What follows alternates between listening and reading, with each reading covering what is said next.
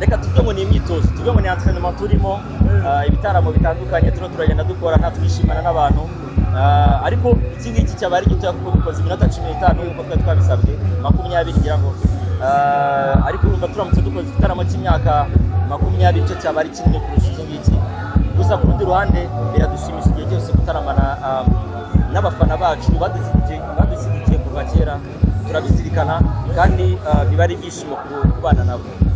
Iyo mbonye abajene nka bariya, ngira ngo muri no ruhande rw'iburyo harimo abajene ubona yuko bavutse kabisa, bavutse naratangiye umuziki already, noneho nkabona ndiho ndaririmba indirimbo nka Horo bibi, like ukabona nyine turajyana, biba ari ibintu byiza cyane kubikunda. No, icya mbere ni Imana ni idushoboza byose, icya kabiri ni ukubikunda no gukora cyane, gatatu itangazamakuru ngo dushyigikira kugera ku bantu benshi cyane bashoboka. Ngira ngo dukoze umuziki ntugere ku bafana binyuze mu itangazamakuru cyangwa se n'ahandi, utageze ku bafana nta kintu waba utumariye, ntabwo twakora ibitaramo nk'ibi ngibi. So turashimira itangazamakuru byo mubana natwe, so tugashimira cyane, wenda nubwo ntageze nyuma, ariko turashimira guverinoma yacu uburyo yashyigikiye uruganda rwacu. Uyu mutekano dufite n'utuma ibi byose bishoboka, infrastructure nk'izi ngizi, abashoramari baza mu muziki nuko babona yuko igihugu gifite umutekano, babona yuko abanyarwanda bishimye. Impamvu twishimye nuko nta kibazo na kimwe dufite. Dushimire inzego z'umutekano, dushimire guverinoma yacu ibyo ikora byose kugira ngo uteze imbere uruganda rwacu n'abanyarwanda muri rusange, n'ibikorwa bindi byose.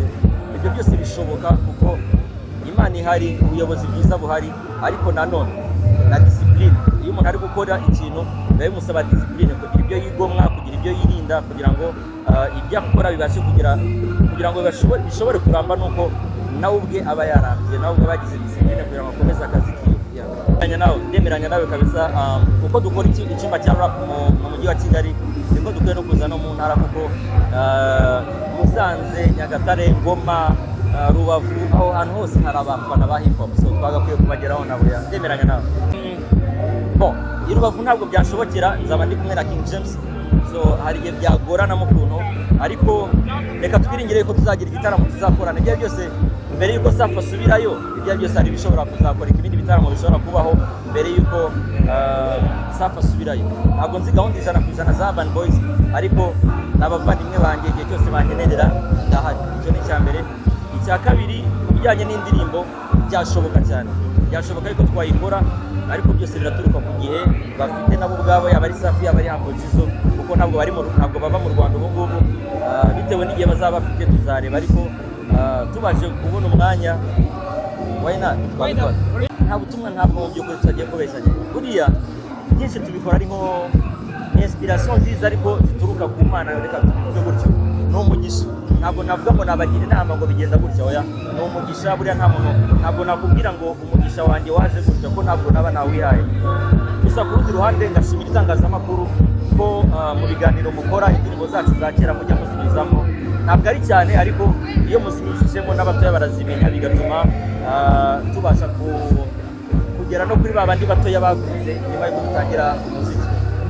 Ibyo rero biradufasha. Turashimira cyane itangazamakuru mwese, gushyigikira kwanyu, ibyo bituma ibi byose bishoboka, ariko hejuru y'ibyo byose hari Imana. Nta ruhare nabigizemo, EAP niyo yagiye igena aho umuhanzi ajya, ntabwo nta ruhare twabigizemo mu guhita.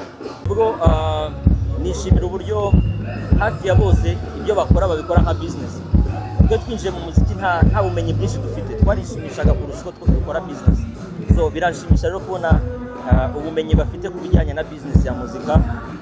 Ikindi bafite na tools tutari dufite. Twe twatangiye muziki na YouTube itari yabaho, so na internet twari dufite ubumenyi bukeya kandi nayo atari nyinshi mu gihugu.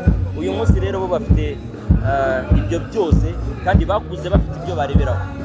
Dutangira umuziki bajyaga batubwira ngo rap ntabwo ari injyana, ngo ni abana bo ku muhanda, ngo ni mayibobo, ngo rap si umuziki n'ibindi. Ibi byose bo bari kubikora nyuma y'imyaka 20 byarakoretse, abanyarwanda barakiriye umuziki, leta yacu iri kuwushyigikira cyane. Nta muntu uvuga ngo rap ntabwo ari umuziki. So bari gukora ibintu biboroheye, ariko nkishima cyane mu kubona uburyo babyitwaramo. So umuziki nyarwanda uri mu biganza byiza, ufite ahazaza heza cyane.